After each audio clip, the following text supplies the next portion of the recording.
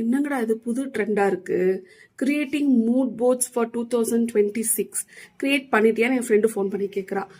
Mood board create பண்ணிட்டியா, poster collect பண்ணிட்டியான்னு கேட்குறாளே. நம்மலாம் போஸ்டர் கலெக்ட் பண்ற ஆளுங்க கிடையாது, கேலண்டர் கலெக்ட் பண்ற ஆளுங்க. அரிசி கடையிலேருந்து அண்ணாச்சி கடை வரைக்கும், பாத்திர கடையிலேருந்து ஃபர்னிச்சர் கடை வரைக்கும் எல்லா கடையிலையும் கேலண்டர் கலெக்ட் பண்ணுறது. Murugar calendar, Perumal calendar, Lakshmi calendar, குட்டி குட்டி பாப்பா படம் போட்ட கேலண்டர்ஸ், அப்புறம் கிருஷ்ணர் படம் போட்ட கேலண்டருக்கு சண்டை வந்த கதையெல்லாம் நாங்கள் பாடத்தில் படிச்சிருக்கோம். இவங்க என்னன்னா மூட் போர்டு. சரி, எதுக்கு தான் மூட் போர்டு கிரியேட் பண்ணுறீங்க அப்படின்னு கேட்டால், அப்படியே நம்ம என்ன ஆகணும்னு ஆசைப்படுறோமோ அதை விஷுவலைஸ் பண்ணுறதுக்கு தான் நாங்கள் அதை செட் பண்ணுறோன்றீங்க. இதுக்கு எதுக்குடா கஷ்டப்பட்டு மூட் போர்டு கிரியேட் பண்ணிட்டு, அதுவும் நீங்கள் வருஷத்துக்கு ஒரு மூட் போர்டு தான் கிரியேட் பண்ண போறீங்க. ஜுவல்லரி ஷாப்பில் போயிட்டு கேலண்டர் வாங்கிட்டு வந்தா 12 மாசத்துக்கு 12 மூட் போர்டு. ஒவ்வொரு மாசத்துலயும் ஒவ்வொரு லேடி வந்து அழகா அப்படியே ஸ்கின் கிளியரா வந்துட்டு அந்த ஜுவல்ஸ்லாம் போட்டு ஸ்லிம் ஃபிட்டா நிக்கிறப்ப, சே அடுத்த வருஷம் நானும் அப்படி ஆகுறேன்டா அப்படின்னு சொல்லி முடிவு பண்ணுவோம். அதை ஃபாலோ பண்ணுவோமான்ற அர்த்த மேட்ரு.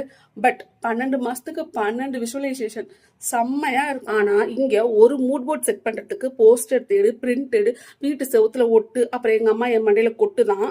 அதுலயும் பிரிண்ட் ஷாப் போனியே அங்க கேலண்டர் வாங்கிட்டு வந்தியான்னு கேட்குவாங்க.